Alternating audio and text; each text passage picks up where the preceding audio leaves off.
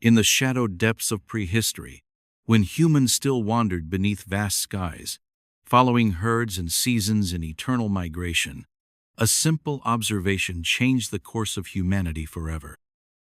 The first spark of this revolutionary concept may have ignited in a human mind somewhere between 5,000 and 6,000 years ago, though its precise origin remains shrouded in the mists of time.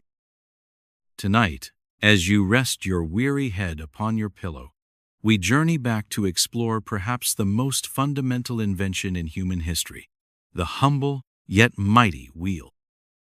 Before this circular marvel entered human knowledge, the moving of heavy objects was a burden of immense proportion.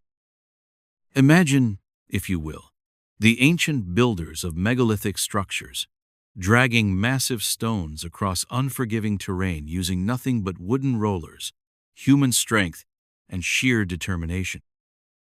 These cylindrical logs would be placed beneath objects too heavy to carry, rolled forward with great effort, then collected from behind and placed again at the front, a cumbersome process repeated endlessly across vast distances.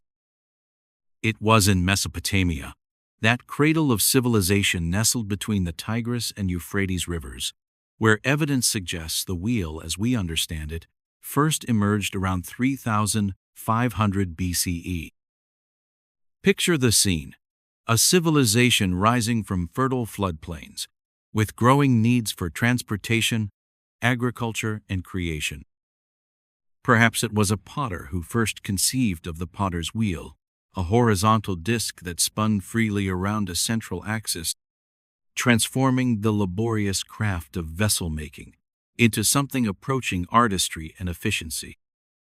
The genius of the wheel lies not merely in its circular shape, but in its axle, that seemingly simple rod passing through the center that allows for continuous rotational motion. This marriage of wheel and axle represents one of humanity's first complex machines, a triumph of abstract thinking and practical application. Consider the intellectual leap required to envision not merely a rolling object, but a system where the wheel rotates while the axle remains fixed to a platform above. As you sink deeper into comfort, imagine the moment of epiphany, when some nameless ancestor first connected a pair of wheels with a single axle. The earliest wheeled vehicles appear in archaeological records soon after the wheel's invention. Simple wooden carts pulled by oxen, transforming the movement of goods and people across the ancient world. Wheels gradually spread through trade routes and migration, each culture adapting the technology to their particular needs and environments. The spoked wheel, appearing first around 2000 BCE, represented the next great evolutionary leap in this technology. Where solid wooden wheels were heavy and cumbersome, the introduction of spokes, those elegant radial supports connecting hub to rim, created a wheel both lightweight and strong. This innovation enabled faster movement, required less animal power, and allowed wheels to be built larger without becoming prohibitively heavy. In the chariots of Egypt and the war machines of Assyria, in the trade carts of the Silk Road and the ornate carriages of European royalty, the wheel transformed societies, economies, and the very fabric of human civilization. This circular perfection became a symbol of progress, of motion, of the inexorable forward movement of time itself. The wheel turned not just upon the ground but in the human mind, inspiring calendars, astronomical devices, and mechanisms of incredible complexity. As night deepens around you, consider how the wheel's influence reached its zenith during the Industrial Revolution. Water wheels had already harnessed the power of flowing rivers to mill grain and saw wood, but now steam engines drove wheels that powered looms, pumps, and eventually the great iron horses that would shrink the world through railways. The wheel had evolved from a simple transportation device to the very engine of modern civilization. Yet for all its mechanical perfection, the wheel remains curiously absent in certain chapters of human history. The great civilizations of the Americas, the Maya, Aztec, and Inca, developed sophisticated mathematics, astronomy, and architecture without implementing the wheel for transportation. They understood the concept, as evidenced by wheeled toys found in archaeological sites, but the mountainous terrain of the Andes and the absence of suitable draft animals may explain this curious technological divergence. The wheel story reminds us that invention is rarely a single moment of discovery, but rather an evolutionary process. From those first solid wooden discs to the modern carbon fiber wheels of racing vehicles, from water wheels to turbines generating electricity, from potter's wheels to precision gyroscopes guiding spacecraft, each iteration built upon the knowledge of countless generations before. As your consciousness begins to drift toward dreams, consider how this most fundamental invention continues to shape our world. The wheel rolls on in gears and pulleys, in clocks and engines, in the billions of vehicles that traverse our planet daily. Even in our digital age, data storage once relied on spinning disks, the ancient principle of the wheel finding new expression in the machines of the information revolution. Perhaps most profoundly, the wheel serves as metaphor throughout human culture. The wheel of fortune, the wheel of life, the turning wheel of the seasons. We speak of reinventing the wheel when suggesting unnecessary duplication, acknowledging the perfection and finality of this ancient innovation. The circle, that perfect geometric form without beginning or end, continues to represent completion, eternity, and the cyclical nature of existence itself. As sleep begins to embrace you, imagine those first wheels turning slowly across ancient landscapes, carrying humanity forward into new realms of possibility. The wheel story is our story, one of observation, inspiration, adaptation, and transformation. From humble beginnings rose a technology that would literally and figuratively move the world. In the quiet darkness, as your thoughts begin to blur at the edges, consider that the greatest inventions are often the simplest solutions, so elegant we can scarcely imagine a world without them. The wheel continues its eternal rotation through human history, carrying us forward into an uncertain future, yet grounded in principles discovered by our distant ancestors.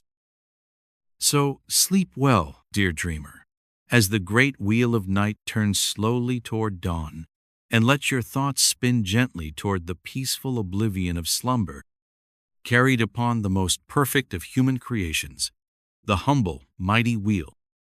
Beneath starlit skies of ancient civilizations, when memory was the only vessel of knowledge and wisdom passed from one generation to the next through spoken word alone, humanity stood at the precipice of an evolutionary leap that would forever alter the course of our collective journey. Some 5,000 years ago, in the fertile lands between rivers, where civilization first took root, clever minds grappled with a profound challenge: how to capture thought outside the ephemeral moment of its utterance. As you settle into the comfort of your bed tonight, we explore one of humanity's most transformative creations, an invention that would immortalize human thought across the ages: the miracle of written language.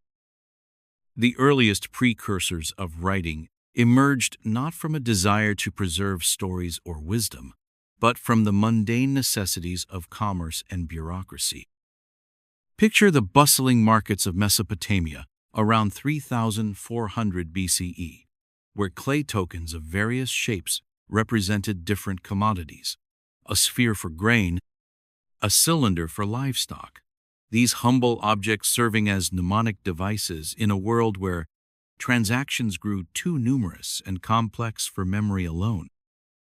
These tokens would sometimes be sealed in clay envelopes marked with impressions indicating their contents, unwittingly creating the first symbolic representations of physical goods. From these modest beginnings in ancient Sumer arose the cuneiform script.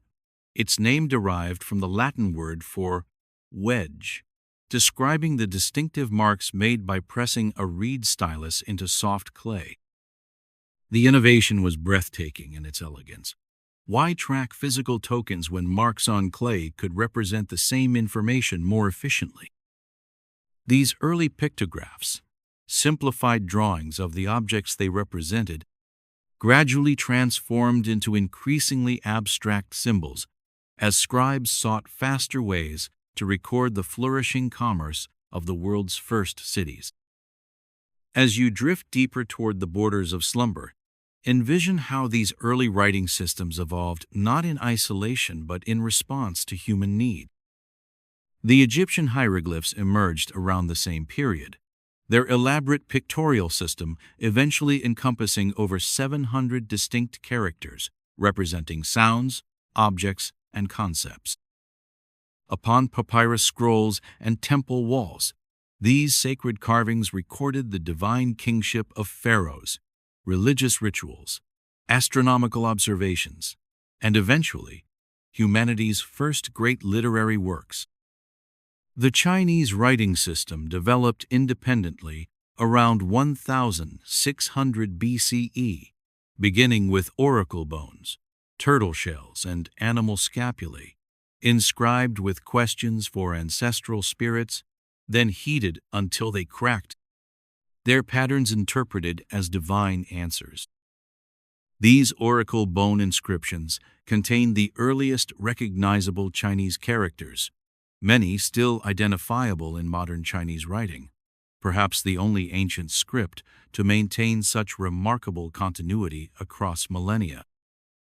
Unlike Western systems that evolved toward phonetic representation, Chinese writing remained primarily logographic, with characters representing words or morphemes rather than sounds, creating a written language that could be read by speakers of mutually unintelligible dialects. The true revolution in writing came with the development of the alphabet, that elegant solution to the unwieldy complexity of earlier systems with their hundreds or thousands of distinct symbols. Around 1800 BCE, in the turquoise mines of Serabit el-Qadim on the Sinai Peninsula, Semitic workers adapted Egyptian hieroglyphs to create a Proto-Sinaitic script with just 30 symbols representing consonant sounds. This brilliant simplification meant that instead of needing to memorize countless unique characters, one needed only master a small set of symbols that could be combined to represent any word in the language.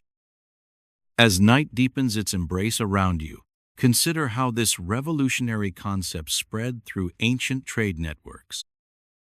The Phoenicians, those master merchants whose ships connected the Mediterranean world, adopted and refined this alphabetic principle, creating a 22-letter system that prioritized efficiency and ease of learning, crucial advantages for a trading civilization.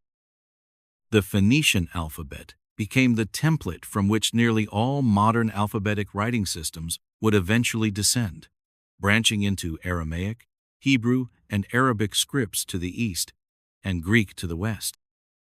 The Greeks made one crucial innovation to their borrowed alphabet: the addition of vowels, transforming a system designed for Semitic languages into one that could precisely capture the sounds of their Indo-European tongue. This Greek alphabet, further refined and transmitted through cultural exchange, evolved into the Latin script you read today, its letters having traveled across continents and millennia to reach your drowsy eyes in this moment of contemplation. Through countless hands and minds, these symbols were shaped and reshaped, serving empires and religions, preserving poetry and philosophy, encoding laws and love letters across the ages. Writing's impact extended far beyond mere record-keeping, fundamentally reshaping human consciousness itself. For the first time, thoughts could exist outside the mind that conceived them, persisting beyond the death of their thinker. Knowledge could accumulate across generations without distortion, enabling the progressive building of science, mathematics, and philosophy that would have been impossible in purely oral cultures where memory limited the preservation of complex ideas. As your consciousness begins to drift toward dreams, consider how writing created new forms of authority and power. In temples and palaces across the ancient world, scribal classes emerged as privileged keepers of written knowledge, their rare skills elevating them to positions of influence in hierarchical societies. Religious texts gained new permanence and authority when written down, their words no longer subject to the natural evolution of oral transmission, but fixed in authoritative versions that could be studied, interpreted, and spread with unprecedented fidelity. Perhaps most profoundly, writing altered our relationship with time itself. The past became more accessible, more precise, less mythical. The future could be planned for with contracts, calendars, and commitments made binding through written record.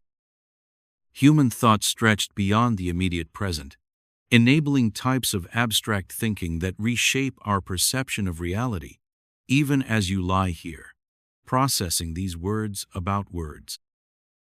As sleep begins to claim you, imagine those first scribes pressing reed into clay, brush onto silk, chisel into stone, each believing their marks might outlast them by days or years, never dreaming that millennia later, their invented symbols would evolve into vehicles carrying human consciousness across the boundaries of time, space, and even death itself. The story of writing is one of gradual democratization, from the privileged few to the many, from rare sacred texts to the ubiquitous words that now surround us in every waking moment.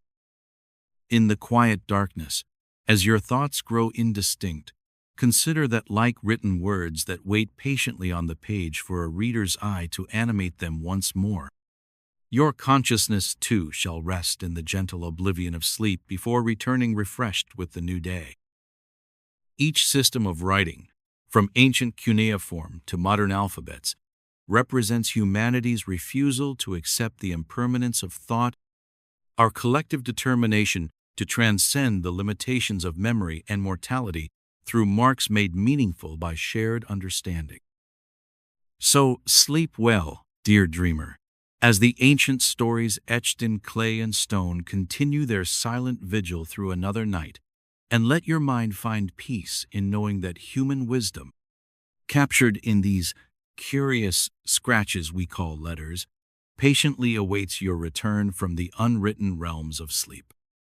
Wisps of vapor have risen from heated water since time immemorial, ghostly tendrils disappearing into air, carrying with them mankind's idle curiosity but little recognition of their hidden power. For centuries, the relationship between water, heat, and movement remained a philosophical curiosity rather than a practical pursuit, with ancient minds like Hero of Alexandria creating novelty devices that spun by steam's release but served no practical purpose beyond temple doors and entertainment. The true potential of captured steam to reshape landscapes, connect continents, and launch humanity into an age of industry would remain dormant for nearly 2 millennia, waiting for the right minds to harness what nature had always displayed. The first stirrings of practical steam power emerged in the late 17th century, when mine operators across Europe faced an increasingly desperate struggle against groundwater flooding their deepest shafts. As miners dug ever deeper to extract precious minerals, they found themselves in constant battle with the Earth's natural hydrology, using horses, windmills, and human labor to bail water in an endless, often futile cycle. It was this practical problem, rather than abstract scientific curiosity, that would drive the development of the first true steam engines. Thomas Savery, an English military engineer, patented in 1698 what he called the miner's friend, a crude but innovative steam pump designed to draw water from flooded mines. Savery's device used steam pressure acting directly on water, with no moving parts beyond simple valves, yet it suffered from severe limitations in depth and dangerous tendencies to explode under pressure. Still, it represented the first commercial application of steam power and proved that the ethereal vapor could indeed perform useful mechanical work. The transformative breakthrough arrived in 1712 when Thomas Newcomen, an ironmonger and Baptist lay preacher from Dartmouth, created the first practical atmospheric engine. Newcomen's engine operated on a profoundly different principle, using steam not for its pressure, but for creating a vacuum. In his ingenious design, steam filled a cylinder, then cold water was sprayed in to condense it, creating a partial vacuum that drew a piston downward with atmospheric pressure, converting the up and down motion to useful pumping through a rocking beam. Inefficient by later standards, consuming enormous quantities of coal, the Newcomen engine nonetheless worked reliably, and within decades, hundreds operated across Europe's mining districts, their rhythmic breathing becoming the mechanical heartbeat of early industrial sites. For over half a century, Newcomen's basic design remained largely unchanged, until a young Scottish instrument maker named James Watt encountered a model of the engine while repairing scientific apparatus at the University of Glasgow. In 1765, while walking on Glasgow Green one Sunday afternoon, Watt experienced what he later described as a moment of insight regarding the engine's fundamental inefficiency. The repeated heating and cooling of the same cylinder wasted vast amounts of energy. His solution, the separate condenser, would revolutionize the steam engine and, ultimately, the world. Watt's improved engine, patented in 1769 but refined through years of struggle and partnership with industrialist Matthew Boulton, maintained a cylinder at constant temperature while condensing steam in a separate vessel. This seemingly simple change reduced coal consumption by over 75%, transforming the steam engine from a specialized mining tool to an economically viable power source for countless applications. The Boulton-Watt partnership carefully protected their intellectual property, charging licensing fees based on the fuel savings their engines provided compared to Newcomen's design, amassing wealth while their creation began to reshape human civilization. The implications rippled outward like waves from a dropped stone. Steam engines, now efficient enough to be placed anywhere regardless of water, power, or wind, began driving textile mills, iron foundries, breweries, and countless other industrial applications. Factories, no longer tethered to flowing water, could concentrate in urban centers, accelerating the transformation of rural agricultural societies into industrial powerhouses. Workers flowed from countryside to city, their lives synchronized no longer to sun and season, but to the mechanical precision of the steam-driven factory whistle. As the 19th century dawned, engineers like Richard Trevithick in England and Oliver Evans in America developed high-pressure steam engines, smaller and more powerful than their atmospheric predecessors. These engines could move themselves, giving birth to the locomotive and steamboat, collapsing distance and reshaping humanity's relationship with geography and time. George Stephenson's rocket locomotive, triumphant at the 1829 Rainhill trials, heralded an age when steam-driven trains would bind nations together with iron rails, moving people and goods at speeds previously unimagined. Robert Fulton's North River steamboat, often called the Claremont, began regular service on New York's Hudson River in 1807, proving that steam could conquer rivers by traveling upstream against current and wind.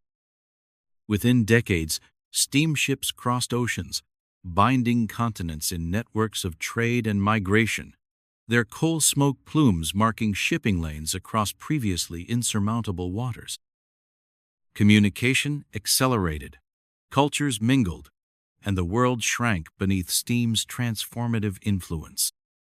Yet for all its glory, the steam age carried darkness in its coal-dusted wake.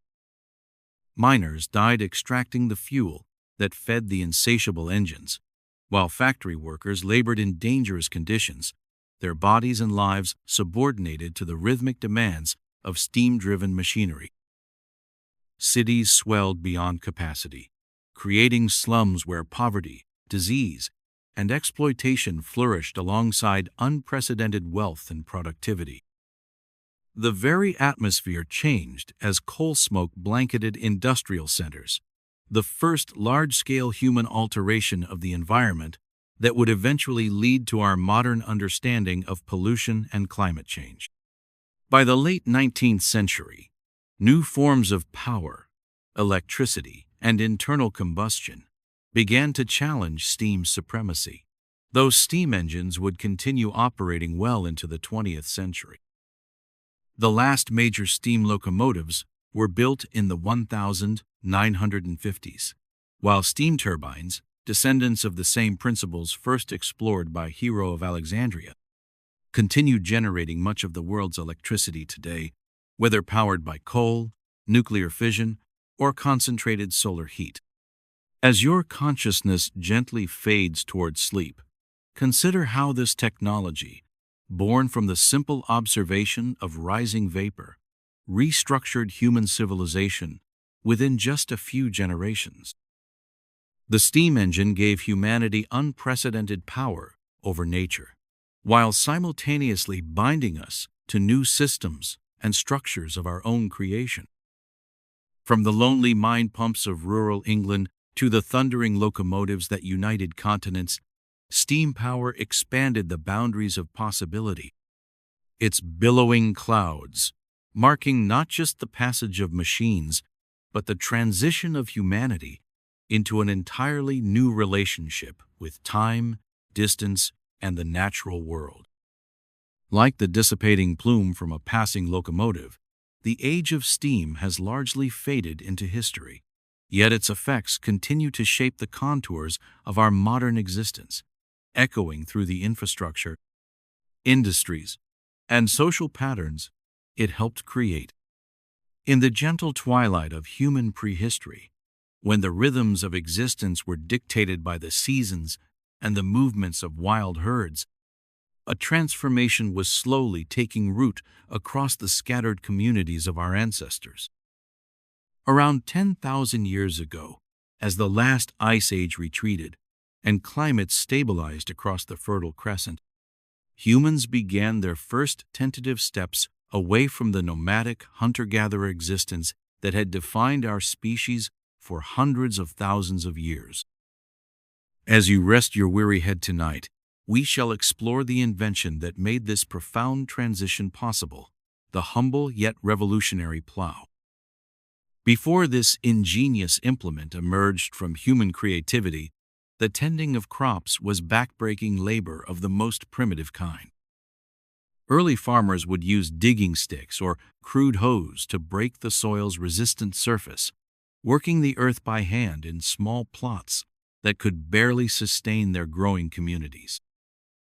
The soil, that living canvas upon which human survival would come to depend, yielded its bounty reluctantly to these rudimentary tools, limiting the scope of agriculture and with it, the expansion of human civilization. The earliest plows appeared around 6000 BCE, in the form of modified digging sticks pulled through the soil by human hands. Picture those first farmers, bodies bent in perpetual supplication to the earth, dragging sharpened wooden implements through resistant clay soils, their innovations born of necessity and observation. These simple tools, these precursors to greatness, were little more than branches shaped to a point, yet they represented humankind's first attempt to harness technology for systematic food production. The true genius of the plow emerged when our ancestors recognized that animals might bear the burden that human shoulders found so taxing. Imagine the quiet moment of epiphany, when some forgotten innovator first attached a wooden plow to oxen, those patient beasts whose strength had been yoked to human purpose through domestication. This marriage of animal power and human ingenuity multiplied the farmer's capacity exponentially, allowing deeper furrows to be cut through more resistant soils, expanding the arable land that could be cultivated by a single family. As you drift deeper into comfort, envision the transformative power of this seemingly simple tool across the ancient world. In Mesopotamia, Egypt, and the Indus Valley, civilizations blossomed along riverbanks where annual floods deposited rich silt, perfect for cultivation with the newly developed plow. Populations grew, villages expanded into towns, towns into cities, and with this growth came specialization. For the first time in human history, not everyone needed to participate in food production. The ard plow, appearing around 4000 BCE, represented the next evolutionary step, a wooden wedge that could be pulled through soil to create furrows for planting. Unlike earlier implements that merely scratched the earth's surface, the ard could penetrate deeper, turning over the soil and exposing nutrients locked within, while bearing weeds that might compete with precious crops. This innovation spread slowly across continents, each culture adapting the technology to their specific soils, climates, and agricultural needs. In China, where dense, clay-heavy soils challenged early farmers, iron-tipped plows emerged during the Zhou dynasty, their metal edges slicing through earth that wooden implements could barely penetrate. These ironclad tools allowed cultivation to expand beyond river valleys into territories previously too challenging for agriculture, feeding growing populations and supporting the rise of Chinese imperial power. The slow diffusion of metallurgical knowledge across Eurasia gradually brought similar improvements to plows throughout the ancient world. As night deepens its embrace around you, consider the moldboard plow's revolutionary impact in medieval Europe. This sophisticated design, with its curved wooden or metal board, did not merely cut through the soil but turned it completely over, burying weeds and exposing fresh nutrients while creating a furrow for seeds. Heavy clay soils that had once resisted cultivation now yielded to these improved plows pulled by teams of oxen, transforming the European landscape from dense forests to productive farmland. The plow's evolution continued through centuries of incremental improvements, each refinement expanding human capacity to feed growing populations. The medieval heavy plow required up to 8 oxen to pull, necessitating communal farming arrangements that shaped village life and social structures throughout Europe for centuries. Fields were long and narrow to minimize the difficult task of turning these cumbersome implements, creating the distinctive patchwork landscape still visible across parts of the Old World today. The 18th century brought the cast iron plow, championed by innovators like Jethro Tull and Charles Newbold, whose more durable implements would survive the abrasive friction that quickly wore down wooden predecessors.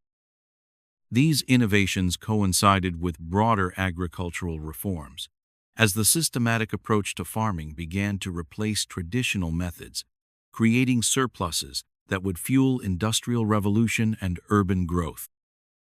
John Deere's steel plow, introduced in 1837, would finally tame the thick, root-filled soils of the American prairie, transforming the great grasslands into the breadbasket that would feed a growing nation.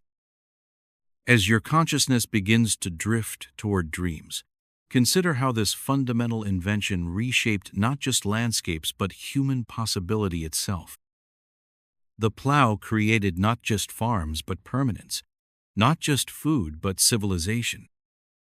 It allowed communities to put down roots, building structures meant to last generations rather than temporary shelters abandoned with the seasons.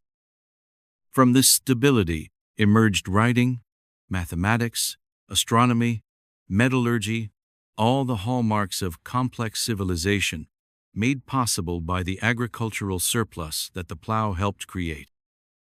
Perhaps most profoundly, the plow altered humanity's relationship with nature itself. No longer merely gatherers of what the earth naturally provided, humans became shapers of landscapes, redirecting water, clearing forests, and transforming wild diversity into cultivated uniformity. This mastery brought abundance but also responsibility, a tension between exploitation and stewardship that continues to define agriculture to the present day. As sleep begins to embrace you, imagine those first furrows being cut across virgin soil, the earth yielding reluctantly at first, then with increasing generosity as humans learned its rhythms and requirements. The plow's story is one of partnership between humans and animals, between innovation and tradition, between humanity and the earth itself. From those first crude implements to GPS-guided tractors cultivating vast fields with precision, the essential principle remains unchanged: the deliberate cultivation of soil to nurture the seeds of human sustenance and civilization. In the quiet darkness, as your thoughts grow heavy with approaching slumber, consider that, like the soil turned by the plow, rest prepares you for renewal and growth. The cycle of effort and repose, of cultivation and harvest, continues within each of us, as natural as the seasons that have guided agriculture since its inception. Tomorrow will bring its own furrows to plow, its own seeds to sow. So sleep well, dear dreamer, as the ancient rhythms of cultivation continue their eternal cycle, and let your consciousness sink gently into the rich, dark soil of sleep, where dreams may take root and flourish under the patient cultivation of rest. Darkness shrouded medieval Europe in the mid-15th century, a world where knowledge remained trapped in precious manuscripts, copied laboriously by hand in candlelit monasteries. The written word was a treasure accessible to only the wealthiest and most powerful, leaving common minds to wander in shadows of ignorance and superstition. Yet, in the German city of Mainz, around 1440, a goldsmith's hands worked quietly on a mechanism that would soon unleash rivers of ink and ideas across continents, forever changing the landscape of human thought. This was the humble beginning of Johannes Gutenberg's printing press, an invention that would democratize knowledge with the quiet persistence of falling rain. Gutenberg himself was not born to greatness or marked by destiny. A craftsman of modest means, he understood the physical properties of metals, the chemistry of inks, and the mechanics of pressure, seemingly mundane knowledge that, when combined, would create something revolutionary. His genius lay not in creating something entirely new, but in perfecting and combining existing technologies, movable type, oil-based inks, and the screw press into a system that could reproduce texts with unprecedented speed and accuracy. The printing press emerged in an age when Europe was stirring from its long medieval slumber. Universities had been established, trade routes expanded, and a merchant class was rising to challenge the old feudal order. Yet still, the possession of a single book might cost a common laborer a year's wages, and literacy remained the privilege of the few rather than the right of the many. How strange to imagine a time when words themselves were luxuries, when ideas were hoarded like gold. Gutenberg's workshop must have been a place of quiet intensity, filled with the metallic sounds of type being cast and arranged, the earthy smell of ink, and the rhythmic creaking of the press itself.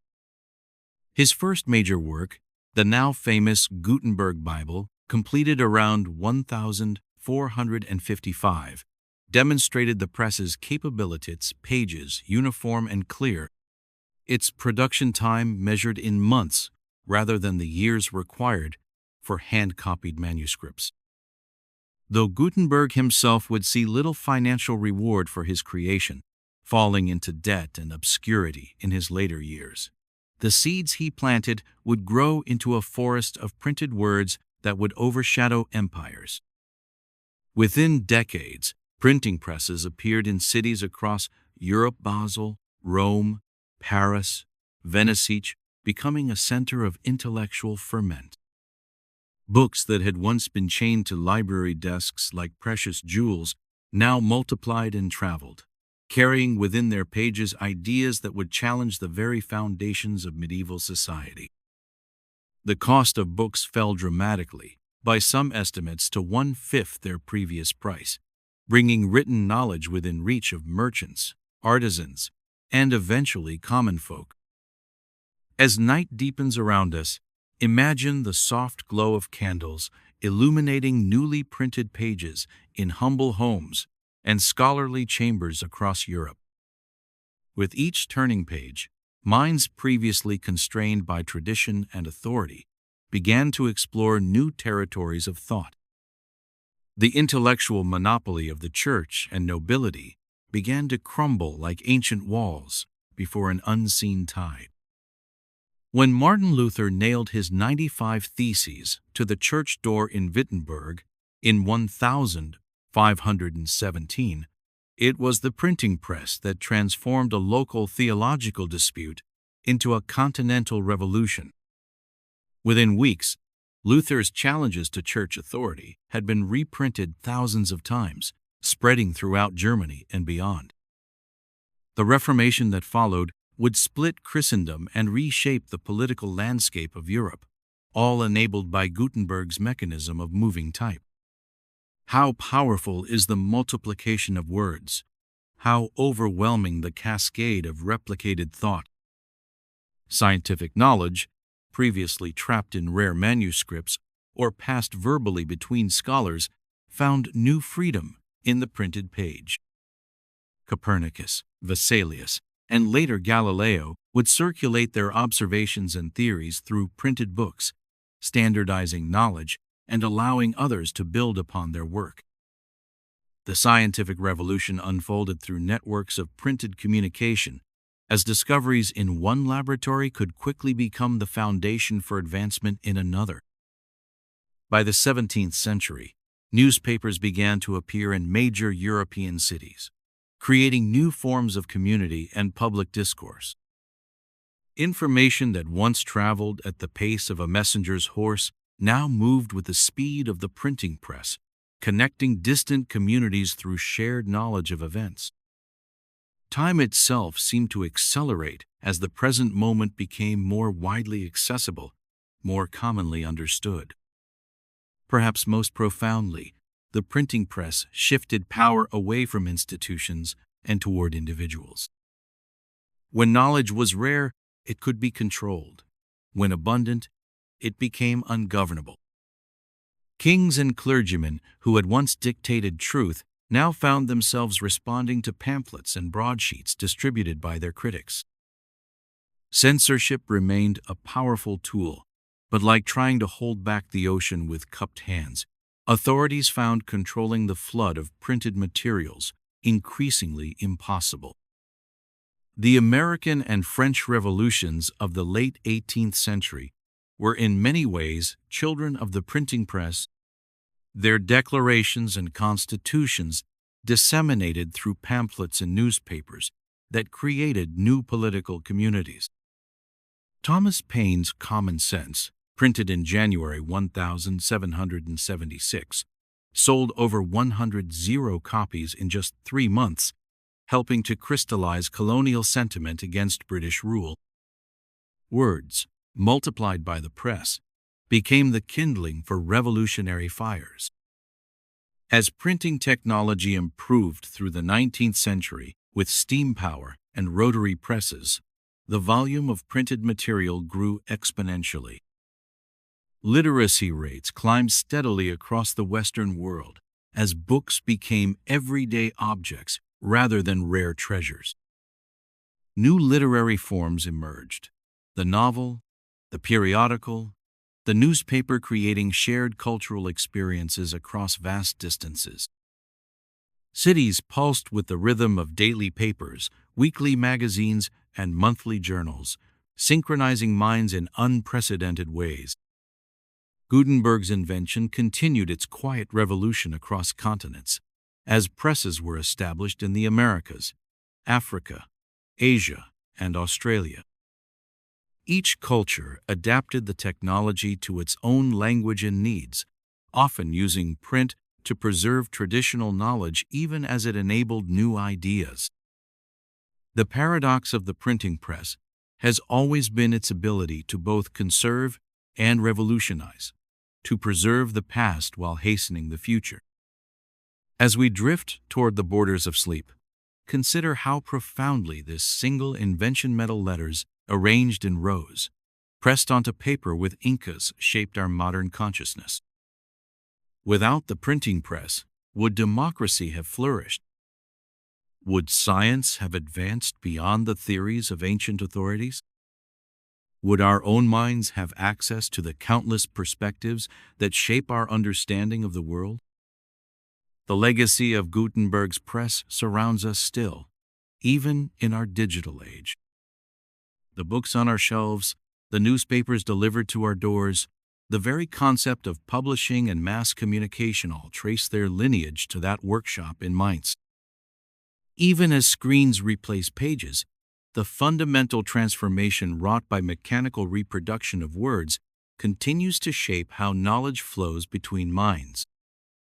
As consciousness begins to fade like ink absorbing into parchment, we might reflect on how the greatest inventions often appear simple in retrospect, yet transform reality in ways their creators could never fully envision. Johannes Gutenberg died without witnessing the full flowering of his creation, yet his press continues its work nearly 6 centuries later, multiplying human thought across time and space with quiet persistence. His life reminds us that the most profound changes often begin not with thunderous proclamations, but with the steady, patient work of problem-solving minds, addressing practical needs. The tide of words, unleashed by the printing press, continues to rise around our modern world, sometimes threatening to overwhelm us with its volume. Yet within this ocean of text swim the ideas that have made our civilization possible, the accumulated wisdom, creativity, and discovery of countless minds, preserved and transmitted through the elegant mechanism of movable type pressed against paper. As sleep approaches like a gentle darkness, let the thought of all those words, all those ideas flowing between minds across centuries, carry you toward dreams of your own. Among the ancient trees of early civilization, where knowledge passed between generations through carefully guarded scrolls of papyrus and fragile tablets of clay, humanity yearned for a medium that would democratize the written word beyond the privileged few. Nearly 2,000 years ago, in the imperial courts of Han Dynasty China, a court official named Kai Lun presented his emperor with a revolutionary creation, a smooth, flexible writing surface made from the humblest of materials, yet destined to become the bearer of humanity's collective memory. As you rest your weary head tonight, allow your thoughts to drift across the remarkable journey of paper, that deceptively simple invention that would transform the spread of knowledge, religion, art, and power across our world. Before paper's emergence, the vessels of human thought were limited by geography and materials. Ancient Egyptians crafted papyrus from sedge plants, that grew exclusively along the Nile, slicing the stems into thin strips, layering them in perpendicular patterns, then pounding them together into sheets that could be joined into scrolls.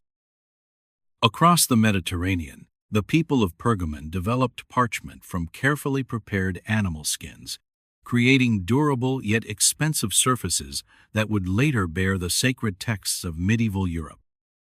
The innovation that would eclipse these earlier writing surfaces emerged officially in 105 CE, when Cai Lun refined existing techniques to create a methodical process for paper production. Picture the scene as workers in ancient China gathered bark from mulberry trees, hemp waste, old fishing nets, and cloth rags, boiling these humble materials until they separated into individual fibers. These fibers were then mixed with water in large vats where they floated suspended, waiting to be transformed through human ingenuity. The elegant simplicity of the paper-making method belied its revolutionary impact. A screen of woven bamboo strips would be dipped into the vat, lifted carefully to catch an even layer of fibers, then drained and dried until the intermingled plant fibers formed a thin, cohesive sheet. Unlike its predecessors, paper required no specialized plants or animals. It could be made from nearly any plant fiber, even discarded textiles, allowing its production virtually anywhere humans settled. As you sink deeper into comfort, envision how this Chinese innovation remained a closely guarded imperial secret for centuries, slowly spreading westward along the ancient trade routes that connected East and West. The technology reached Korea by the 6th century and Japan soon after, each culture adapting paper-making techniques to local materials and developing distinctive applications. Japanese artisans would elevate paper to an art form, creating translucent sheets for sliding doors and folding techniques that transformed paper into objects of both utility and beauty. Paper's journey westward took a decisive turn in 751 CE at the Battle of Talas, where Arab forces defeated a Chinese army near the borders of modern Kazakhstan. Among the prisoners taken were Chinese papermakers whose knowledge was soon put to use in Samarkand, establishing the first paper mill in the Islamic world. From this confluence of cultures, paper spread throughout the Islamic Empire, reaching Baghdad, Damascus, Cairo, and eventually crossing the Mediterranean to Moorish Spain. As night deepens its embrace around you, consider how paper transformed the civilizations it touched. In the flourishing centers of Islamic learning, paper replaced expensive parchment and unwieldy papyrus, allowing books to be produced more affordably and in greater numbers than ever before. Libraries in Baghdad and Cordoba swelled to contain hundreds of thousands of volumes, preserving classical knowledge that might otherwise have vanished during Europe's Dark Ages. Paper reached Christian Europe by the 12th century, with the first European paper mill established in Spain and the technology gradually spreading northward. Yet it was the marriage of paper with another Chinese invention, movable type printing, that would unleash perhaps the most profound information revolution in human history. When Johannes Gutenberg adapted winepress technology to printing in the 1450s, creating his famous Bible, the relatively inexpensive and abundant paper made possible the mass production of identical texts for the first time. This convergence of technologies proved revolutionary, as books once laboriously hand-copied by monks could now be produced by the hundreds.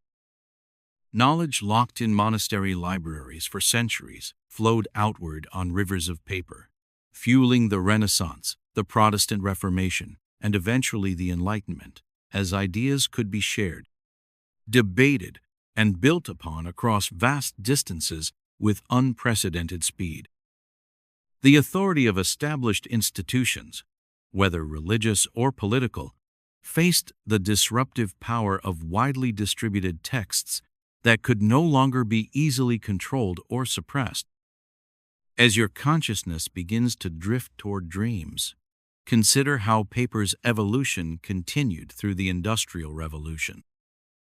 In 1799, Louis Nicholas Robert invented the first paper machine capable of producing a continuous roll rather than individual sheets, dramatically increasing production capacity. Later, innovations would replace human power with steam engines and eventually electricity, while wood pulp supplanted rags as the primary fiber source, enabling today's massive paper industry that produces hundreds of millions of tons annually. Perhaps most poignantly, paper transformed from precious commodity to disposable convenience, its value diminished by its very abundance. The same material that once preserved humanity's greatest thoughts now wraps our sandwiches and lines our waste bins, a silent testimony to how thoroughly this invention has permeated our existence. Yet even in our digital age, paper persists as a technology remarkably resistant to obsolescence, still preferred for certain kinds of reading, thinking, and creating that computer screens have yet to fully replicate. As sleep begins to embrace you, imagine those early papermakers lifting their bamboo screens from cloudy vats, watching water drain away, to reveal delicate sheets that would someday bear the words of poets and philosophers, scientists and revolutionaries. From humble beginnings, plant fibers, water, and human ingenuity emerged a technology that would democratize knowledge more thoroughly than its inventors could possibly have imagined, creating pathways for ideas to travel across continents and centuries. In the quiet darkness, as your thoughts grow indistinct and peaceful, consider that, like paper itself, formed from disparate fibers pressed together into coherent unity, human knowledge builds upon countless individual contributions, each generation adding to the accumulated wisdom of those who came before. The story of paper reminds us that transformation often comes not from the grand and imposing, but from the seemingly simple and overlooked, from materials as humble as discarded cloth and bark that, through human creativity, become vessels of our highest aspirations.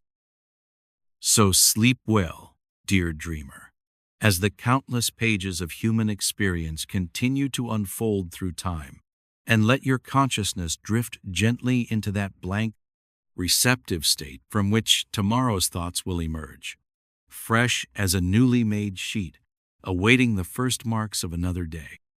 Across the mist-shrouded seas of antiquity, when sailors navigated by coastlines and stars, trusting their fates to memorize landmarks and celestial bodies, often hidden by storm clouds, humanity stood at the edge of a vast, unknown world, longing to venture beyond the familiar horizons. Sometime during the Han Dynasty of China, between the 12th century BCE and Honest century CE, a remarkable discovery would slowly begin to transform humanity's relationship with direction, distance, and discovery. As you settle into comfort tonight, we journey through the centuries to explore an invention that fundamentally altered our relationship with the Earth itself, the mysterious world-changing compass. Before this guiding instrument emerged, maritime travel remained tethered to coastlines and familiar routes, with seafarers rarely daring to lose sight of land. The Phoenicians, Greeks, and Vikings, though accomplished navigators, relied primarily on the sun's position during day and stars by night, supplemented by knowledge of prevailing winds, ocean currents, and the migration patterns of birds. On overcast days, and through long winter nights in northern seas, vessels might drift aimlessly, their destinies surrendered to the whims of weather and current. The compass arose not from maritime necessity, but through an unexpected convergence of mysticism and mineralogy. Chinese practitioners of feng shui, the ancient art of harmonizing human existence with surrounding environments, created primitive compasses from naturally magnetized lodestone, a form of magnetite that aligns with Earth's magnetic field when suspended. These early south-pointing spoons were used for geomancy and divination rather than navigation. Their handles carved from lodestone and placed upon polished bronze plates where they would rotate freely to indicate direction. As you drift deeper toward tranquility, envision these first diviners marveling at the seemingly magical property of this peculiar stone, its consistent orientation suggesting an invisible force flowing through the world itself. By the 11th century CE, Chinese navigators had adapted this geomantic tool for maritime use, floating magnetized needles in water or suspending them from silk threads, creating the first true navigational compasses. These simple instruments allowed vessels to maintain consistent headings even when clouds obscured the stars, gradually emboldening sailors to venture farther from familiar shores. The knowledge of this revolutionary device traveled westward along the ancient trade routes that connected east and west, likely passing through Arab hands before reaching Europe sometime in the 12th century. Medieval European mariners initially viewed the compass with suspicion, its mysterious operation suggesting demonic forces rather than natural phenomena. Some early navigators kept their compass hidden from superstitious crew members, consulting it in secret to guide their vessels through fog-bound waters and overcast skies. By the 13th century, European shipwrights had refined the design into the familiar compass rose, a circular card marked with directional points that rotated beneath a fixed reference line, allowing navigators to read their heading at a glance. This innovation made the compass more practical for everyday navigation, as it eliminated the need to calculate direction from the needle's orientation. Soon, portolan charts appeared, detailed navigational maps featuring intricate networks of compass bearings between ports, enabling more predictable travel across the Mediterranean and gradually beyond. As night deepens its embrace around you, consider how this unassuming device transformed humanity's relationship with our planet. The compass liberated seafarers from coastal navigation, allowing them to strike out across open oceans with reasonable confidence of maintaining course toward distant destinations. Portuguese caravels pushed steadily southward along Africa's western coast, each voyage venturing farther than the last, their navigators guided by compass, astrolabe, and growing cartographic knowledge. This directional certainty proved crucial for the age of exploration that would redraw the maps of human knowledge and power. Christopher Columbus relied heavily on his compass when sailing westward into unknown waters in 1492, trusting this magnetic needle more than celestial navigation during the long weeks between known landmarks. Magellan's expedition to circumnavigate the globe would have been impossible without the compass guiding their vessels through vast expanses of open ocean, where for weeks or months no reference point existed except the instrument's faithful indication of magnetic north. Yet the compass held mysteries that would take centuries to unravel. Navigators gradually realized that magnetic north did not precisely align with true north, an angular difference called variation that changed depending on one's position on Earth. Even more puzzling, this variation itself varied over time, reflecting the dynamic nature of Earth's magnetic field. These discoveries eventually contributed to our understanding of our planet's molten iron core and its complex electromagnetic properties, knowledge that began with sailors puzzling over slight discrepancies in their compass readings. As your consciousness begins to drift toward dreams, envision the compass's evolution through subsequent centuries. The dry card compass emerged in the 16th century, with the needle fixed to the underside of a lightweight card rotating on a pin, the entire assembly balanced in a sealed, liquid-filled housing that dampened oscillations from a ship's motion.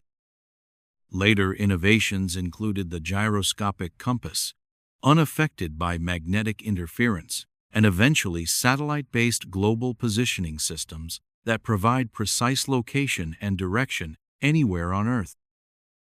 Perhaps most profoundly, the compass transformed humans from creatures of locality into beings who conceptualize space in abstract, directional terms. With a compass in hand, one is never truly lost.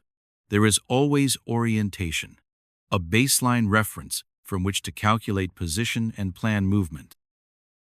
This shift from relative spatial thinking, landmarks and memorized routes, to abstract directional reasoning represents a fundamental cognitive leap, an evolution in how humans perceive and interact with their world.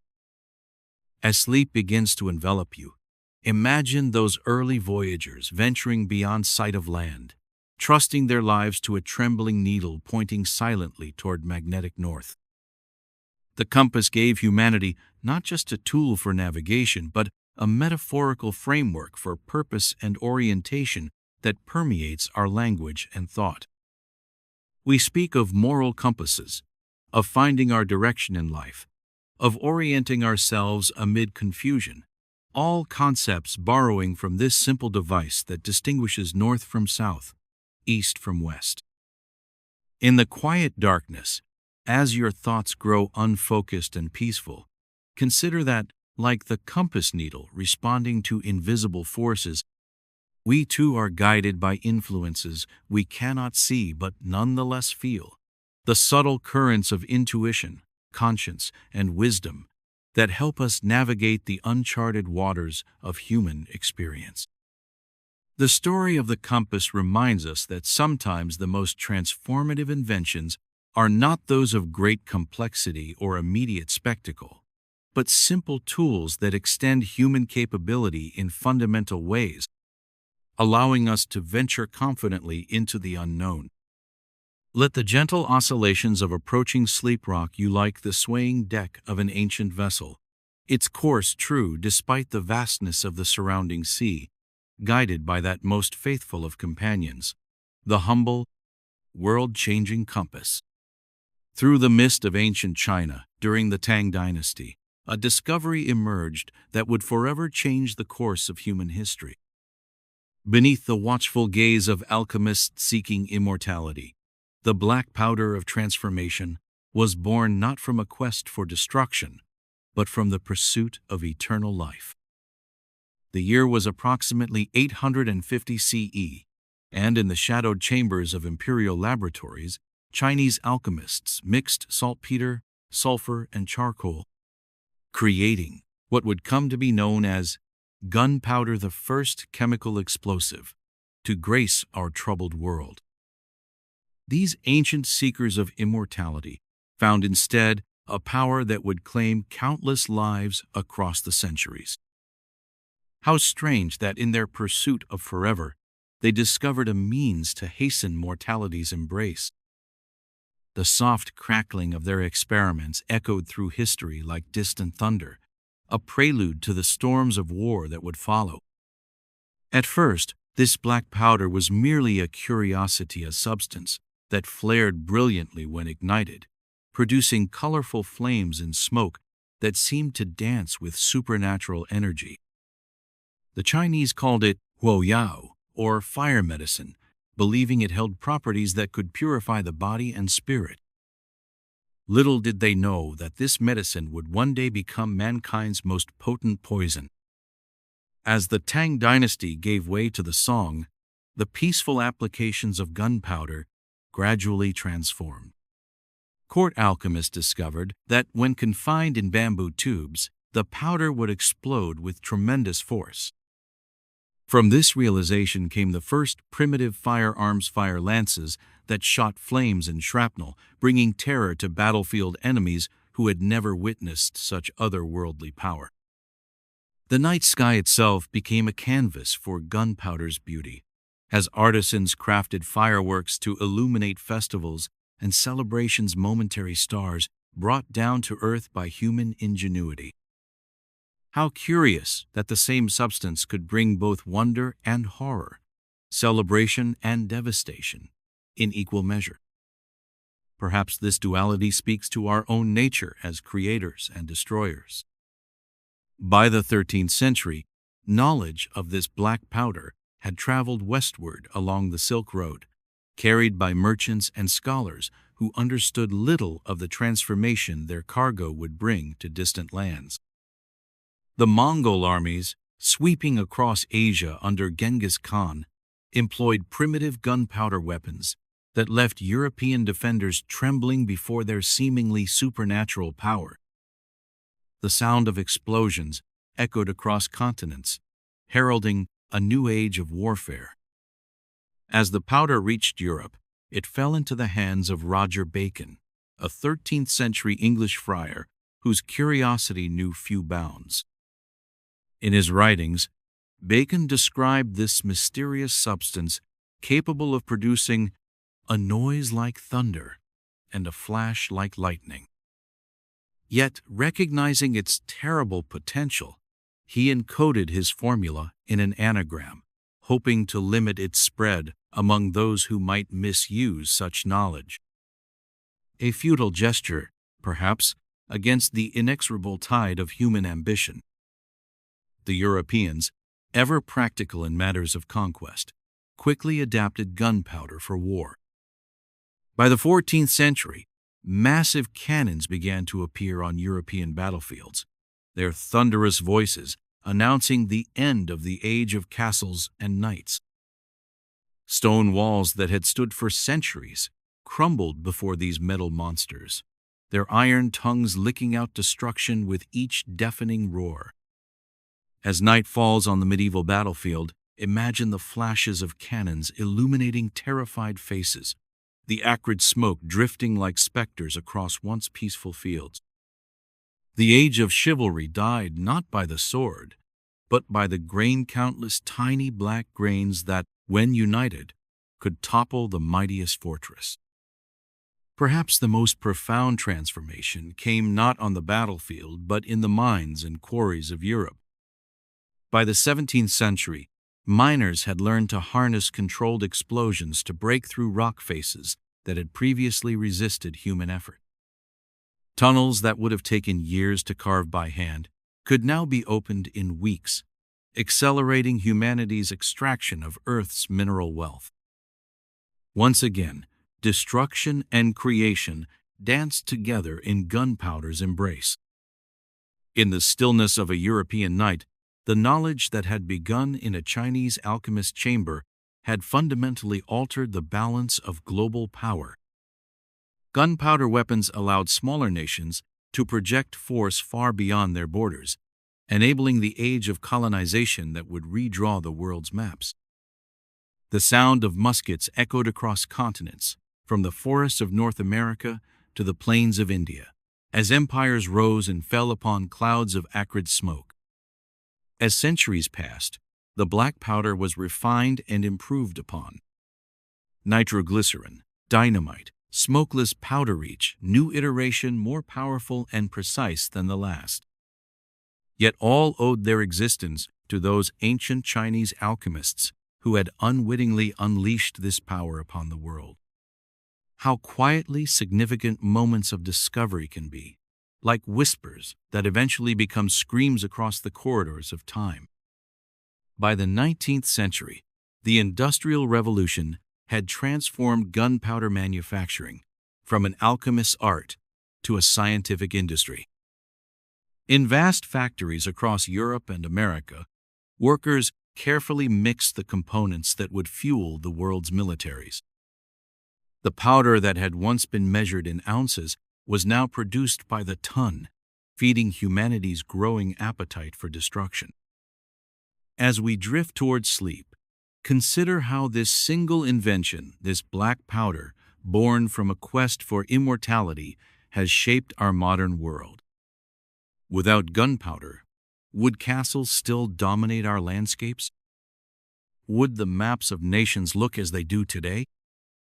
Would we have reached the depths of mines or the heights of mountain passes without its explosive force to clear our path?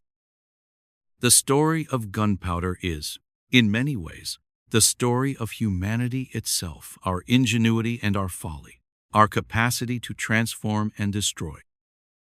It reminds us that knowledge, once unleashed, cannot be reclaimed, and that our greatest discoveries often carry consequences their creators could never have foreseen.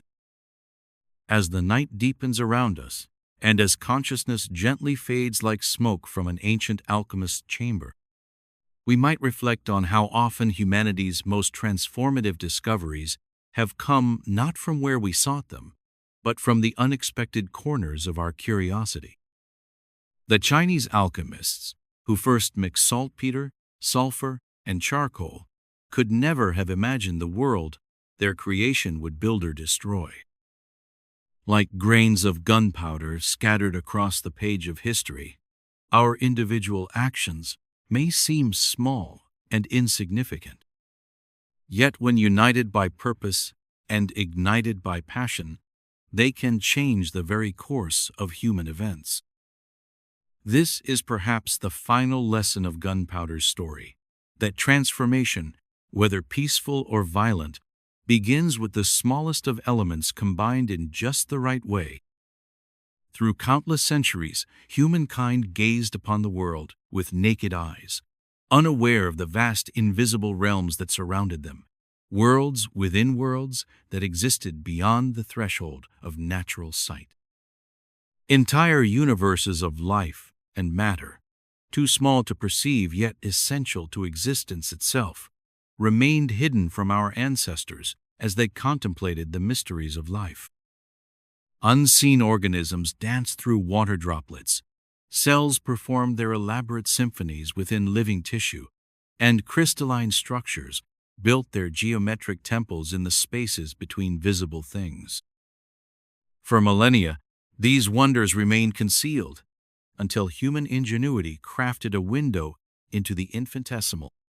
The late 16th century arrived with its Renaissance spirit of inquiry and experimentation, a time when Dutch spectacle makers were perfecting the art of grinding lenses for eyeglasses. Among these craftsmen, a father and son named Hans and Zacharias Janssen worked diligently in their modest workshop in Middelburg. Around 1590, through perhaps fortunate accident or methodical experimentation, they placed two lenses in alignment within a tube and witnessed something extraordinary. Nearby objects appeared dramatically larger, revealing details previously invisible to human perception. Though crude by modern standards, this simple compound microscope marked humanity's first tentative step into the microscopic realm. The word had not yet spread widely when, in 1609, Galileo Galilei, already turning his telescopes toward the heavens, directed similar principles downward, creating his own occhiolino, or little eye, to examine the minute structures of insects. The invisible was becoming visible, though still shrouded in the limitations of early optics and understanding. These primitive instruments magnified objects perhaps 30 times, offering glimpses rather than revelations of the microscopic world. It was in the hands of a Dutch cloth merchant and amateur scientist named Antony van Leeuwenhoek that the microscope would transcend its humble origins. In the quiet of his shop in Delft during the 1670s, this unlikely pioneer meticulously ground single lenses of remarkable quality, creating simple microscopes that could magnify objects over 200 times. Driven by insatiable curiosity rather than formal education, Van Leeuwenhoek peered through his tiny glass windows into droplets of pond water, blood, and various bodily fluids. What he observed left him awestruck. A teeming universe of animalcules, as he called them, microscopic creatures swimming, feeding, reproducing in complex communities within the smallest samples. In September 1674, Van Leeuwenhoek penned a letter to the Royal Society of London describing little animals observed in lake water being so small that 10,000 of these living creatures could scarce equal the bulk of a coarse sand grain. The scientific establishment initially received his claims with skepticism until others verified his observations. The invisible had been rendered visible, and humanity's conception of life itself expanded exponentially with each turn of the focusing screw. Meanwhile, across the English Channel, Robert Hooke published his masterwork Micrographia in 1665, documenting with stunning illustrations what he observed through compound microscopes. It was Hooke who first described cells while examining thin slices of cork, likening the tiny compartments to the small rooms or cells of monks in a monastery. Through detailed engravings of fleas, lice, and plant structures magnified to monstrous proportions, Hooke revealed an entirely new aesthetic dimension to the natural world, the elaborate architecture of the minuscule. As the 18th century advanced, the microscope evolved from curiosity to essential scientific instrument. German craftsmen refined the optical systems. French and Italian naturalists catalogued the microscopic world, and by the early 1800s, the instrument had become an indispensable tool in emerging fields like cell biology, bacteriology, and pathology. Physicians began to understand that diseases once attributed to bad air or divine punishment were actually caused by specific microorganisms, visible only through the revealing lens of the microscope.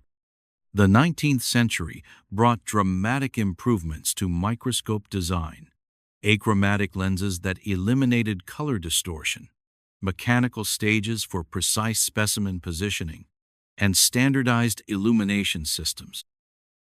Ernst Abbe, at Carl Zeiss Works in Germany, applied rigorous mathematical principles to microscope design, pushing instruments toward their theoretical limits of resolution. The microscope transformed from artisanal creation to precision scientific instrument, mass-produced with increasing sophistication and capability. What began as a simple arrangement of glass lenses eventually evolved into the electron microscope of the 20th century, capable of magnifications thousands of times greater than its optical ancestors. From Van Leeuwenhoek's animalcules to the observation of individual atoms, the trajectory of microscopy parallels humanity's deepening understanding of nature's fundamental structures. Each advance in magnification revealed new layers of complexity, new questions to ponder, new horizons to explore. Perhaps most profoundly, the microscope altered our very perception of existence. It revealed that the human body is not a single entity but a cooperative community of trillions of cells. It showed that disease often comes not from imbalanced humors or spiritual afflictions, but from specific biological agents. It demonstrated that life exists in staggering diversity at scales once unimaginable, thriving in droplets of water, within the soil beneath our feet, and even in the depths of our own bodies.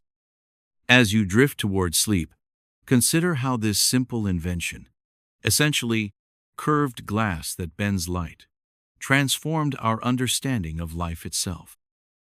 The microscope revealed that we inhabit not one world but many, nested within each other like Russian dolls, each with its own laws, inhabitants, and wonders. From the dance of blood cells through our veins to the spiral architecture of DNA that orchestrates all life, these invisible realms existed always, awaiting only our ability to perceive them. In the quiet darkness behind your closing eyelids, imagine those first observers, their wonder as they glimpsed universes within a drop of water, their realization that the boundary between seen and unseen was not fixed, but malleable, yielding to human ingenuity and the simple power of curved glass. Long before laboratory science and germ theory, humanity lived under the shadow of invisible enemies that swept through villages and cities with merciless efficiency, claiming lives by the thousands, leaving grief and fear in their wake. Throughout recorded history, epidemics of smallpox, plague, and other contagions periodically decimated populations, often killing 1/3 or more of those infected, leaving survivors permanently scarred or blinded. These visitations of disease were viewed as divine punishment or mysterious miasmas, forces of nature as unavoidable as earthquakes or floods, their prevention beyond human capability. Yet within this narrative of helplessness, threads of observation and folk wisdom would gradually weave themselves into one of medicine's greatest triumphs. Whispers of immunity's possibility had circulated for centuries in various cultures, particularly regarding smallpox, that terrible scourge which left millions dead and countless more disfigured by its characteristic pustules. In China and India, as early as 1000 CE, practitioners had observed that those who survived smallpox never contracted it again, suggesting some protective mechanism had been activated within their bodies. From this observation arose various methods of variolation, deliberately exposing the healthy to material from mild smallpox cases, hoping to induce a less severe infection that would protect against future encounters with the disease. The practice spread slowly along trade routes to the Ottoman Empire and eventually to Europe by the early 18th century. Lady Mary Wortley Montagu, wife of the British ambassador to Constantinople, witnessed Turkish variolation practices firsthand in 1717 and had her own son inoculated, later championing the procedure in England despite skepticism from the medical establishment. Though crude by modern standards and carrying significant risks, some variolated patients developed severe smallpox and died. The practice represented humanity's first deliberate attempt to manipulate immunity. The fundamental insight that the body could be trained to recognize and fight disease had taken root, though the mechanism remained entirely mysterious. In the quiet English countryside of Gloucestershire, local folklore contained an intriguing observation. Milkmaids who contracted cowpox, a mild disease acquired from infected cattle, seemed protected from smallpox outbreaks. Their unblemished complexions became proverbial, as pretty as a milkmaid, in a society where smallpox scars marked so many faces. It was here, amidst rolling green pastures and dairy farms, that a country doctor named Edward Jenner would transform this folk wisdom into a revolutionary medical breakthrough. On May 14, 1796, Edward Jenner performed an experiment that would later be considered unethical by modern standards, but which changed the course of human history. He took material from a cowpox lesion on the hand of milkmaid Sarah Nelms and inserted it into an incision on the arm of 8-year-old James Phipps, the son of his gardener. The boy developed a mild fever but recovered quickly. 6 weeks later, Jenner deliberately exposed young Phipps to smallpox material, a procedure that would normally cause disease, but the boy remained healthy, protected by his prior exposure to cowpox. Jenner named his procedure vaccination from the Latin word vacca for cow, publishing his findings in 1798 in a work entitled An Inquiry into the Causes and Effects of the Variolae Vaccinae. Though initially met with skepticism and even ridicule, Caricaturists depicted vaccinated people growing cow parts from their bodies. The safety and efficacy of Jenner's method compared to traditional variolation gradually won acceptance. By 1840, the British government banned the riskier practice of variolation and provided Jenner's vaccination free of charge. What Jenner could not have known, lacking microscopes powerful enough to reveal such things, was that he had harnessed the body's own remarkable immune system, an intricate defense network of specialized cells and proteins that could recognize, remember, and respond to foreign invaders. His cowpox vaccine worked because it contained a virus similar enough to smallpox that the body's immune response would protect against both, yet different enough that it caused only mild disease.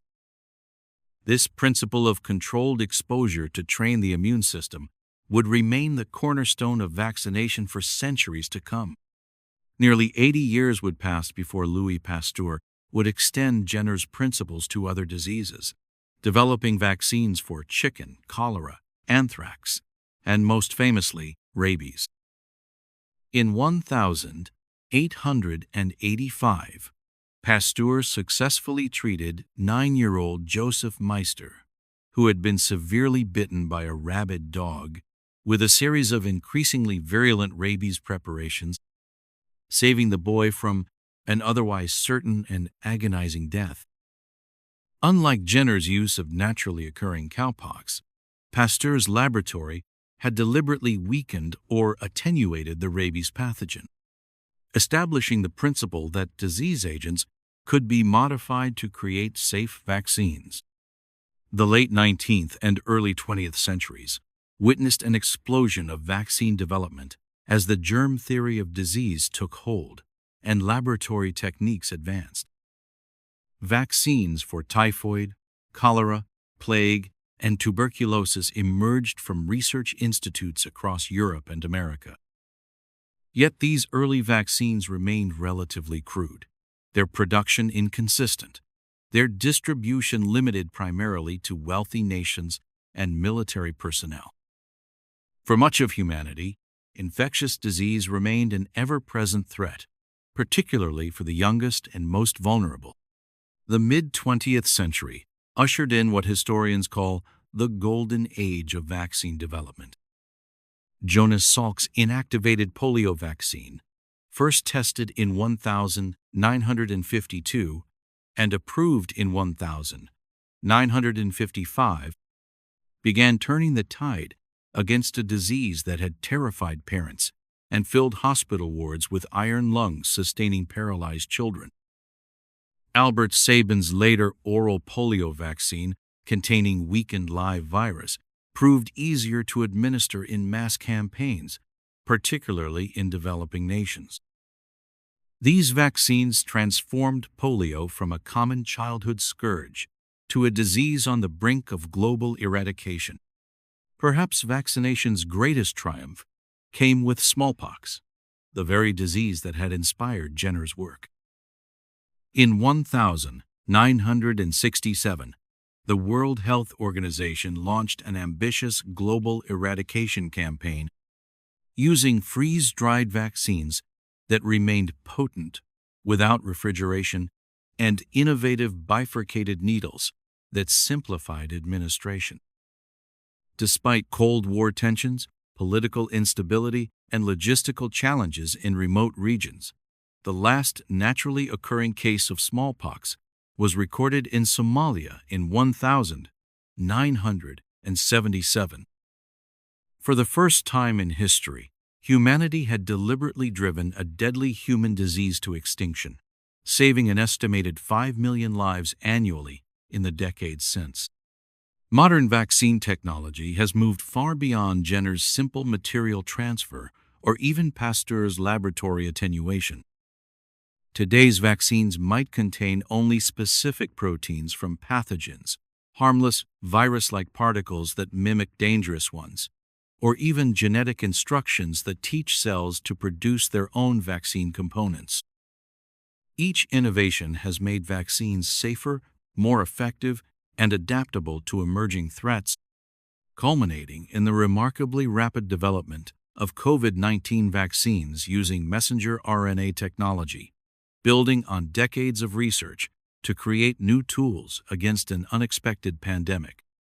As your consciousness drifts toward the shores of sleep, consider how this singular medical innovation transformed humanity's relationship with disease. From helpless victims of nature's microbial lottery, we became active participants in our own biological defense, training our body's remarkable immune systems through increasingly sophisticated means. The humble cowpox lesions that protected milkmaids' complexions evolved into a global infrastructure that has saved countless millions from premature death or disability, allowing children to grow, societies to flourish, and human potential to be realized, rather than cut tragically short. In the twilight space between wakefulness and dreams, reflect on how something as simple as controlled exposure to weakened pathogens has rewritten our species' story, shifting the balance in our ancient struggle against invisible adversaries and expanding the possibilities of human life itself. Electricity, that mysterious force that powers our modern existence, has lived alongside humanity since the beginning, flashing in lightning storms, crackling in static sparks, sending shivers through those who encountered certain fish in ancient waters. For millennia, these manifestations remained untamed forces of nature, fleeting moments of power that vanished as quickly as they appeared, leaving humans to return to flames, muscle, wind, and water for their energy needs. The ability to capture this ephemeral power, to store it like grain in a silo or water in a cistern, would require a convergence of curiosity, craftsmanship, and scientific inquiry that unfolded over centuries, ultimately transforming human civilization in ways its early pioneers could scarcely have imagined. Ancient artifacts hint at possible early experiments with stored electricity, most famously the Baghdad battery, clay jars containing copper cylinders and iron rods discovered in modern-day Iraq, dating to the Parthian period around 250 BCE. While some speculate these vessels could have produced small electrical currents when filled with acidic liquid, their true purpose remains debated among archaeologists. A tantalizing suggestion that our ancestors may have glimpsed electricity's potential long before its systematic study. True understanding of electrical phenomena, however, would wait until the Age of Enlightenment brought methodical inquiry to the mysterious forces that had long inspired wonder and superstition. The late 18th century witnessed a blossoming of electrical experimentation across Europe, with gentlemen scientists demonstrating dramatic effects using friction machines that generated static charges, Leyden jars that temporarily stored these charges, and various contrivances that produced sparks, movements, and sensations that delighted audiences in scientific salons. Yet these devices created only momentary electrical effects, impressive displays that lacked practical application beyond entertainment and laboratory curiosity. The crucial breakthrough toward lasting, useful electrical current would emerge not from these theatrical demonstrations, but from a quiet disagreement between two prominent natural philosophers about the fundamental nature of electricity itself. Luigi Galvani, professor of anatomy at the University of Bologna, had observed in the 1780s that the muscles of dead frogs twitched when touched by metal instruments during lightning storms. Through careful experimentation, Galvani concluded that animals possessed an inherent animal electricity that activated their muscles, a force he believed fundamentally different from the electricity generated by friction machines. His counterpart, Alessandro Volta, professor of physics at the University of Pavia, suspected something quite different, that the electricity causing the frogs' movements arose not from the animals themselves, but from the contact between dissimilar metals in the presence of moisture. To prove his theory, Volta methodically experimented with various combinations of metals separated by brine-soaked cardboard or cloth, eventually assembling in 1799 what he called his artificial electric organ, a stack of alternating zinc and silver discs separated by saltwater-soaked material. This voltaic pile, as it came to be known, produced a steady, continuous flow of electricity rather than the momentary discharge of previous devices.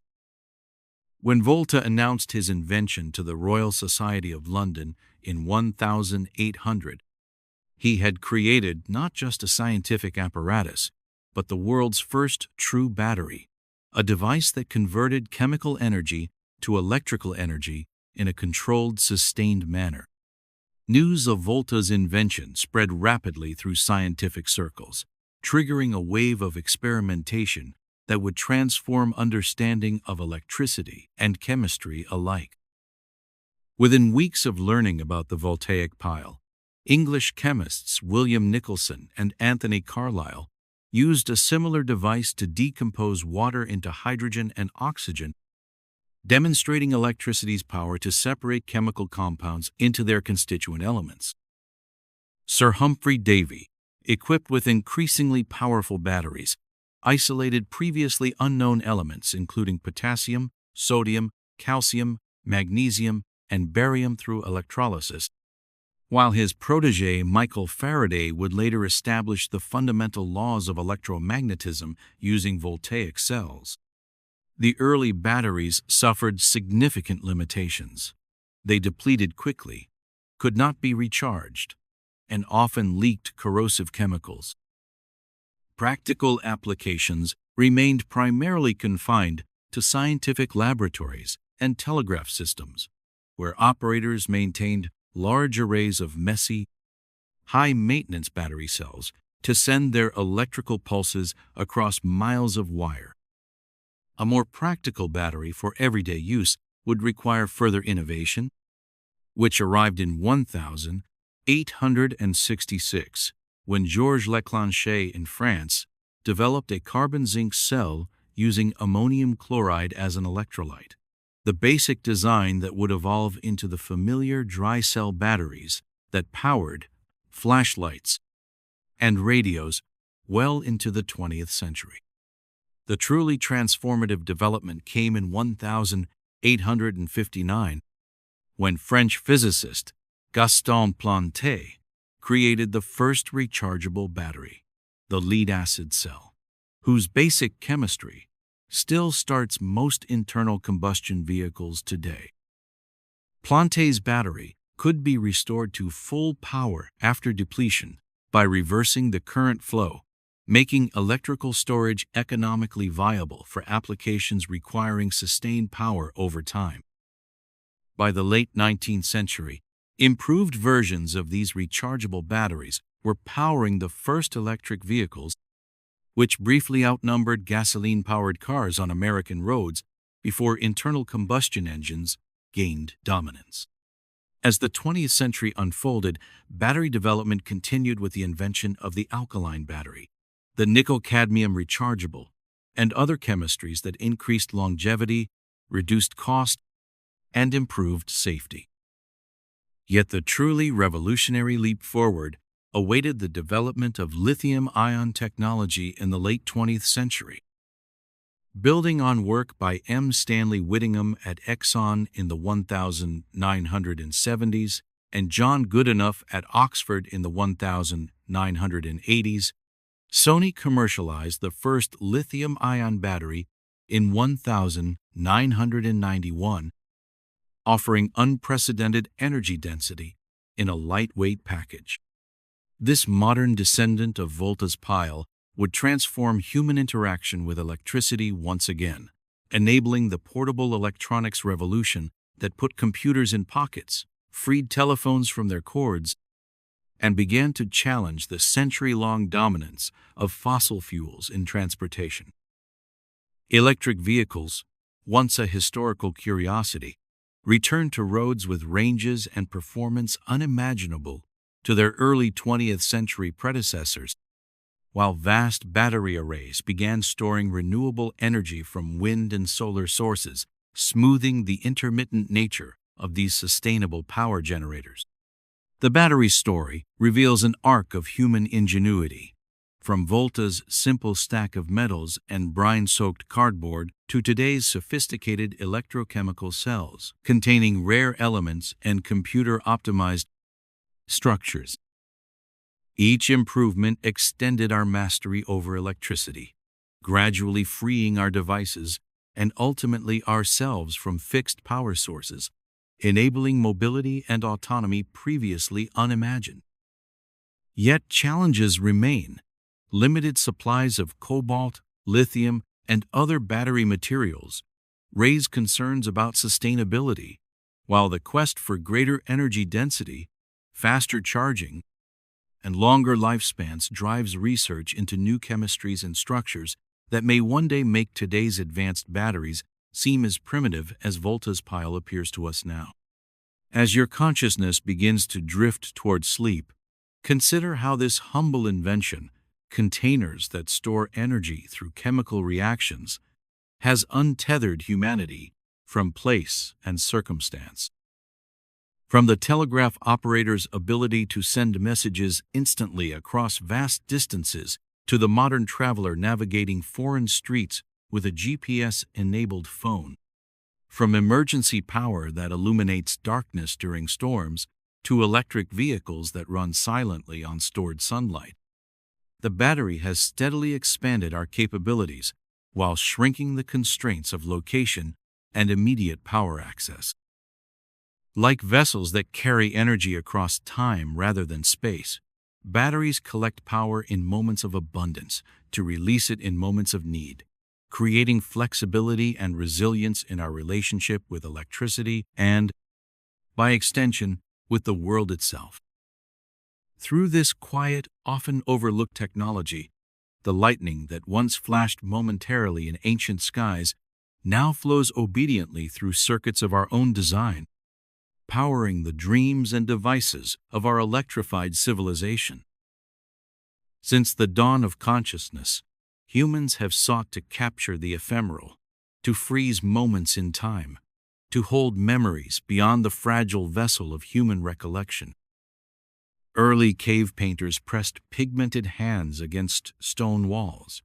Portraitists labored for months to create likenesses of the wealthy and powerful, and artists of every age attempted to translate the three-dimensional world onto two-dimensional surfaces through skill, perspective, and interpretation.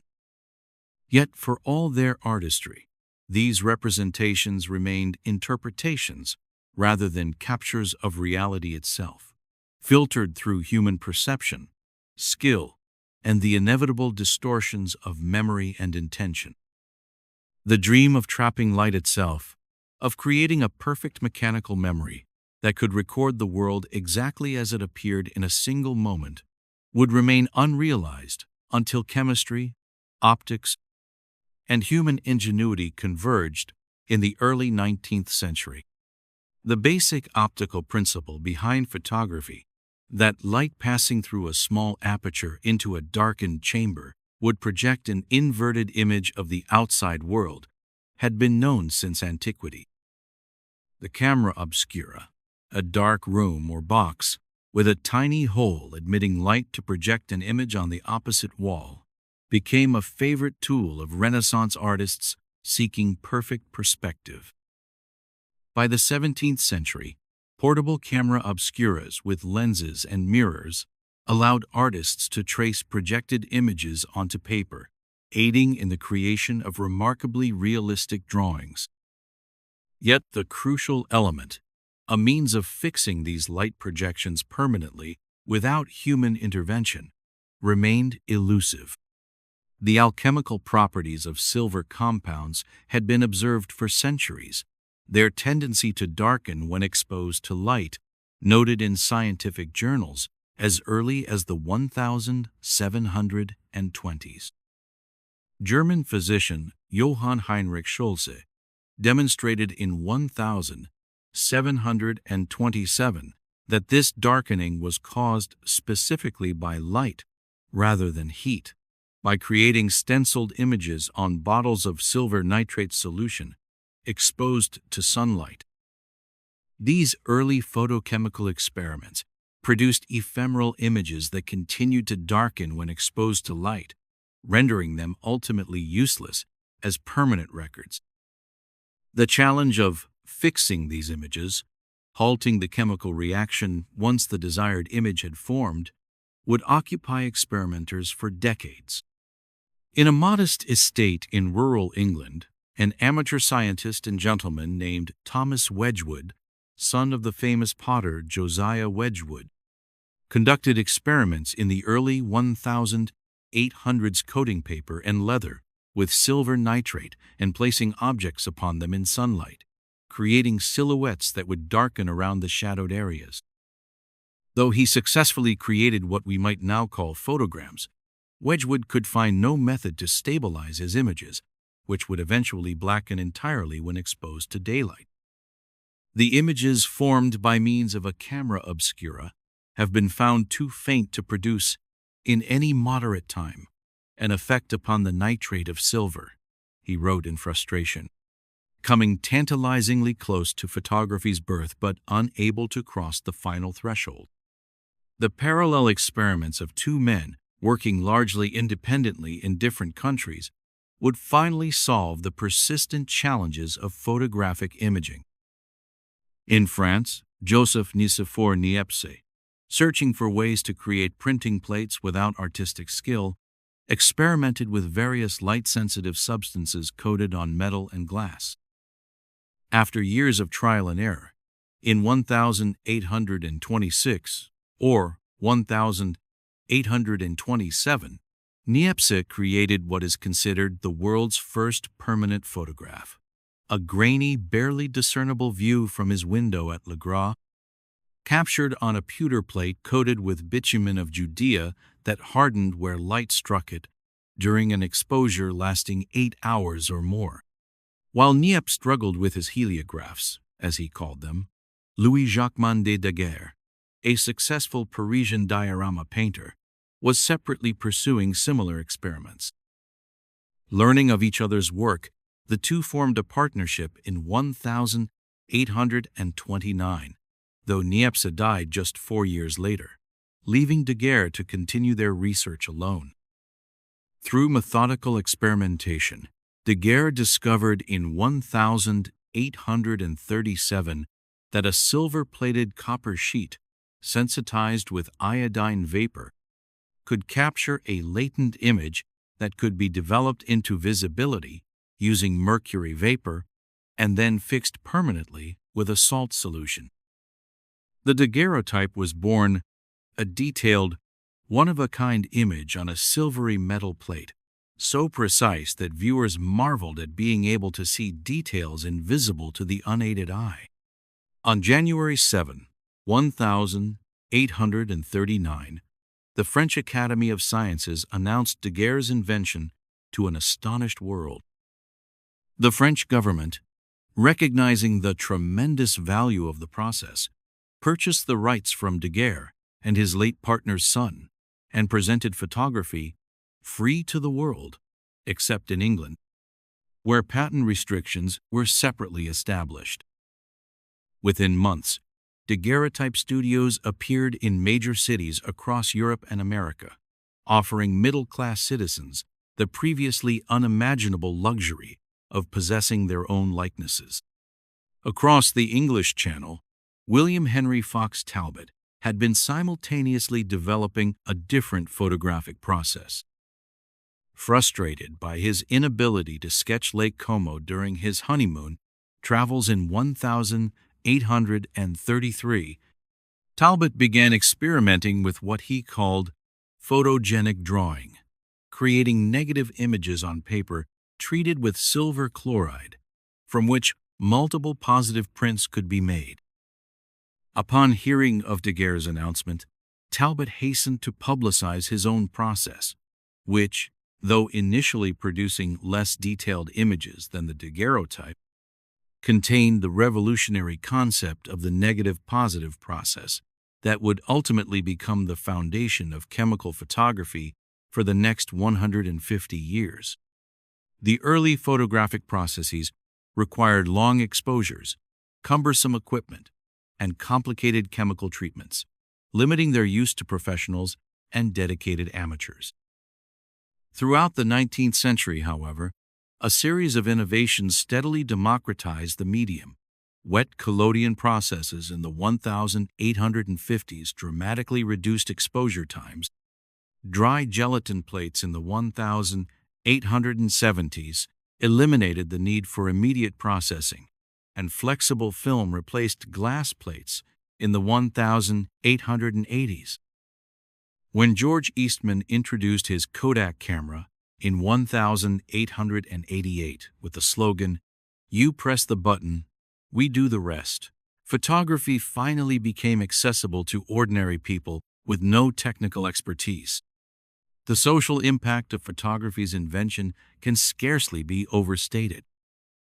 For the first time in human history, ordinary people could possess accurate visual records of their own appearance and that of their loved ones. News and documentary photography brought distant events and places into immediate visual reality for viewers who would never travel to see them personally. Criminal investigations, medical diagnosis, scientific research, and countless other fields were transformed by the ability to record visual information objectively and permanently. Throughout the 20th century, photography continued its technical evolution. Color processes became practical for amateurs. Instant photography provided immediate gratification. Miniaturization made cameras pocketable, and photojournalism became a powerful social and political force. Yet perhaps the most profound transformation came with the digital revolution of the late 20th century, when light sensors replaced chemical emulsions, computer processing replaced darkroom technique, and distribution became instantaneous across global networks.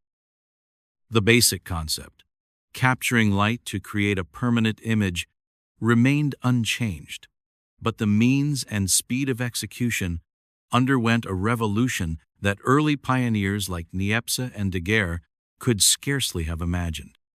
As your consciousness drifts toward the gentle shores of sleep, consider how this invention transformed humanity's relationship with memory, reality, and time itself. From those first faint images requiring hours of stillness to expose, to the billions of photographs created daily with a casual tap on a pocket device, the ability to trap light has altered our most fundamental experiences, allowing us to see the faces of ancestors long deceased, to witness moments from our own histories precisely as they appeared, and to share our visual perspectives across time and space. The perpetual flow of time, once irrecoverable and ephemeral, now leaves its traces in silver or silicon, creating an ever-expanding visual memory of human experience that transcends individual recollection and connects us to moments that would otherwise fade like twilight into the darkness of forgotten history.